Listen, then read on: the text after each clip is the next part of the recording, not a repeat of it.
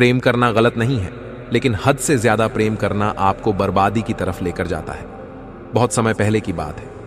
एक नगर में तुलसीदास नाम का एक युवक रहता था। वह युवक जवान था और दिखने में बहुत सुंदर था। जब वो 16 से 17 साल का हुआ तो उसकी शादी हो गई और जो तुलसीदास की पत्नी थी उसका नाम था रत्नावली। शादी हो जाने के बाद तुलसीदास अपनी पत्नी से बहुत ही ज्यादा प्रेम करने लगे थे। तुलसीदास दिन भर तो गायों को चराने जाता और जब घर पर लौट कर आता और घर पर अपनी पत्नी को नहीं पता तो वह चिंतित हो जाता और वह अपनी पत्नी को चारों तरफ ढूंढने लगता। और जब उसकी पत्नी उसे मिल जाती तभी उसको चैन आता था, नहीं तो वह परेशान ही रहता था। तुलसीदास दिन भर गाय चराते, लेकिन गायों को चराते चराते भी वह दिन में भी अपनी पत्नी को ही याद करते रहते थे।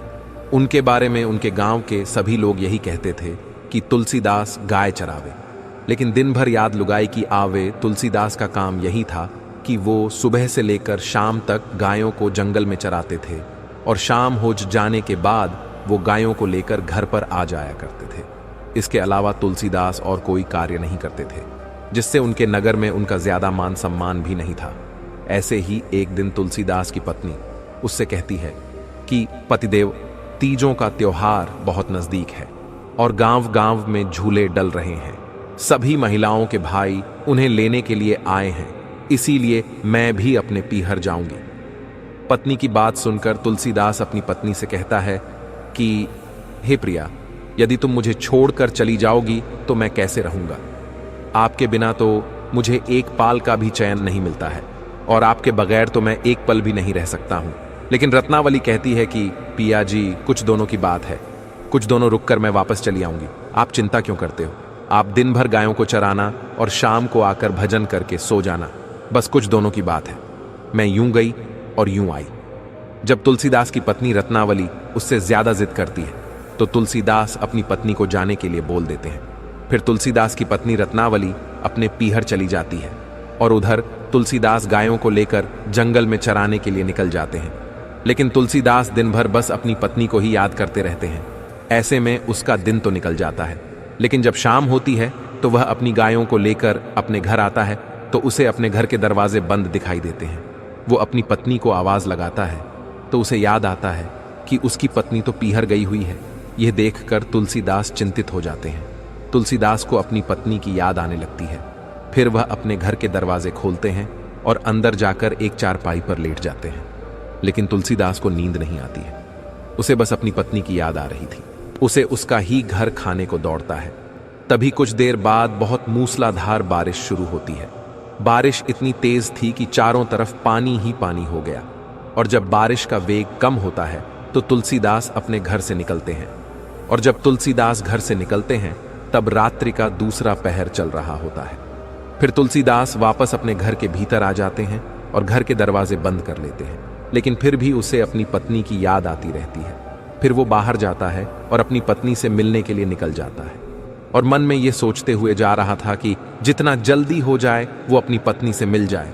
उस समय हल्की हल्की बारिश हो रही थी और तुलसीदास नंगे पैर ही अपनी पत्नी से मिलने के लिए रवाना हो जाते हैं।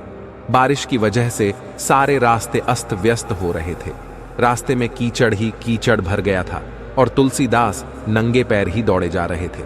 तुलसीदास के पैर में कांटा लग जाता है, पत्थर लग जाते हैं, वह पूरी तरह से कीचड़ में सन जाते हैं। ऐसे ही तुलसीदास चलते चलते आधे रास्ते में पहुंच जाते हैं। आधे रास्ते में जब वो पहुंचते हैं तो तुलसीदास के सामने नदी आ जाती है। तेज बारिश होने की वजह से नदी अपने उफान पर थी। नदी में पानी का इतना तेज बहाव था कि मानो वो हर किसी को बहा कर ले जाए। तुलसीदास नदी के किनारे खड़े हो जाते हैं और सोचने लगते हैं कि इस नदी को पार करके मैं अपनी पत्नी तक कैसे पहुंचूंगा। लेकिन मुझे उसके पास पहुंचना बहुत जरूरी है और जब तक मैं अपनी पत्नी से नहीं मिलूंगा मुझे चैन की सांस नहीं मिलने वाली है। तुलसीदास नदी के किनारे खड़े होकर यही सोच रहे थे कि तभी तुलसीदास को नदी में एक नाव जैसी चीज बहती हुई दिखती है। वह बहती हुई चीज तुलसीदास की तरफ ही आ रही थी। उसको देखकर तुलसीदास अपने मन में विचार करते हैं, ये मेरी पत्नी रत्नावली कितनी समझदार है, वो भी मुझे बहुत प्रेम करती है, उसको भी मेरी बहुत याद आ रही है, इसीलिए उसने मेरे लिए नाव भेजी है ताकि मैं आसानी से नदी पार कर लूं।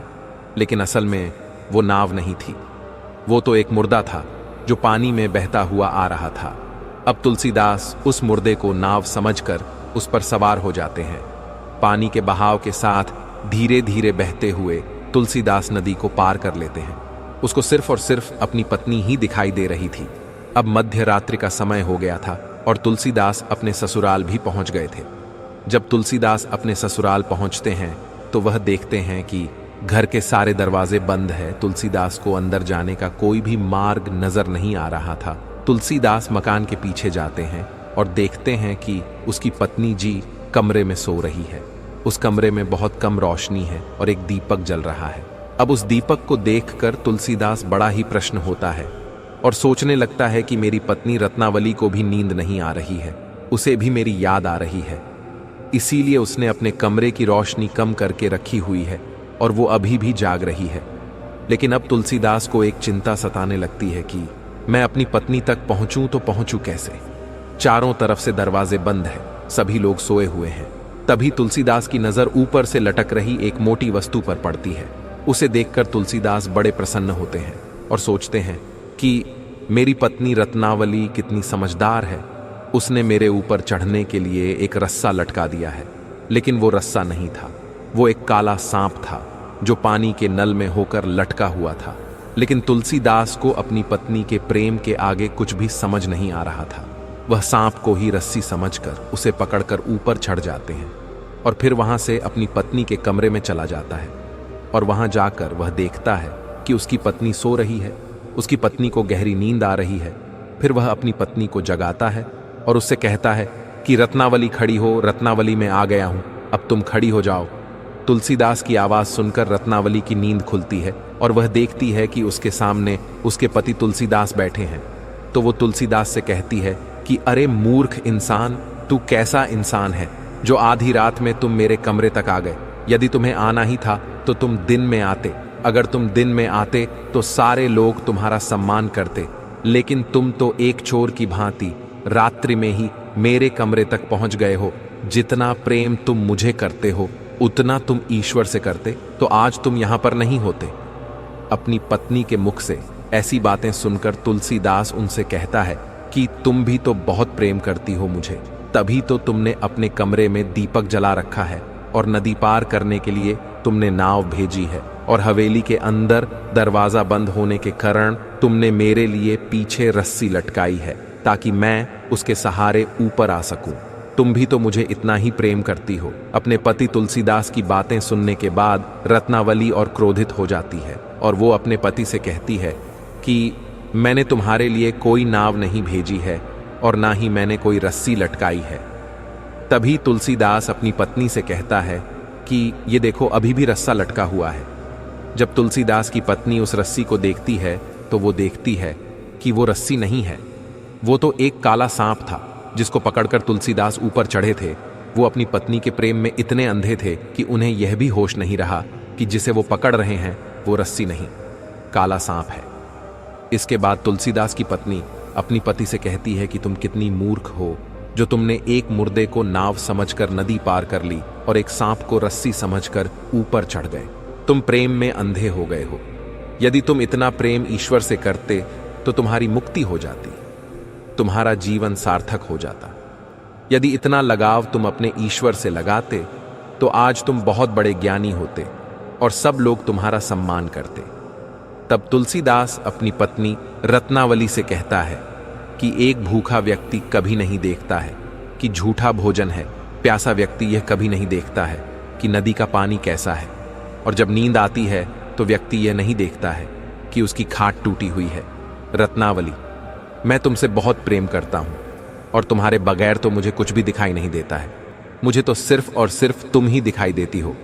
तब रत्नावली अपने पति तुलसीदास से कहती है कि यदि तुम्हें थोड़ी सी भी लज्जा या थोड़ी सी भी शर्म है तो इसी वक्त इस महल से निकल जाओ और जाकर कुछ काम करो। मेरे अंदर ऐसा कुछ भी नहीं है। मेरा यह शरीर मिट्टी का है जिसके पीछे तुम इतने पागल हो रही हो। इस पागलपन को छोड़ो और तुरंत यहां से चले जाओ। तुलसीदास अपनी पत्नी की इतनी कड़वी बातें सुनकर वहां से तुरंत निकल गए और रोने लगे कि जिस स्त्री को उन्होंने इतना प्रेम किया उसी ने आज उनका सबसे ज्यादा अपमान किया है। इसके बाद तुलसीदास वहां से सीधे जंगल में जाते हैं और जंगल में जाकर ध्यान साधना करते हैं, ईश्वर की भक्ति करते हैं और ईश्वर की भक्ति करते करते उन्हें ज्ञान की प्राप्ति हो जाती है और वह बहुत बड़े ज्ञानी व्यक्ति बन जाते हैं। जो लोग उन्हें निठल्ला व्यक्ति कहते थे वह भी अब उनका बहुत सम्मान करने लगे थे। धीरे धीरे तुलसीदास की ख्याति आसपास के सभी नगरों में फैल गई। दूर दूर से लोग उनके पास आने लगे, उनकी ध्यान की बातें सुनने लगे। जो तुलसीदास अपनी पत्नी से इतना प्रेम करता था, उसकी पत्नी ने ही उन्हें सबसे ज्यादा ठेस पहुंचाई थी। इसीलिए कहते हैं दोस्तों, किसी भी वस्तु से इतना लगाव नहीं करना चाहिए कि वो आपका सम्मान करना ही छोड़ दे और आपको खुशी देने की जगह दुख देने लगे। लगाव चीज ही ऐसी है जिससे जितना लगाव रखते हैं वह हमें उतना ही दुख देता है। जैसे एक पिता अपने पुत्र से लगाव रखना है और जब उसका पुत्र उसे छोड़कर जाता है तो वह अत्यधिक दुखी होता है। एक माँ अपने पुत्र से अत्यधिक लगाव रखती है जिसके कारण उसका थोड़ा सा भी दूर होना सहन नहीं कर पाती है। एक प्रेमी अपनी प्रेमिका से बहुत अधिक लगाव रखना है, लेकिन जब उसकी प्रेमिका उसको छोड़कर जाती है तो वो उसके दुख में पागल हो जाता है। एक पतंगा दीपक से लगाव रखना है, लेकिन वो उसकी जलन में जलकर मर जाता है।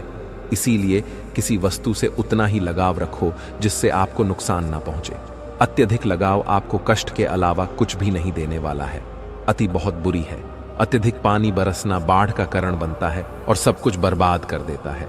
अत्यधिक सूखापन अकाल का कारण बनता है और सब कुछ नष्ट कर देता है।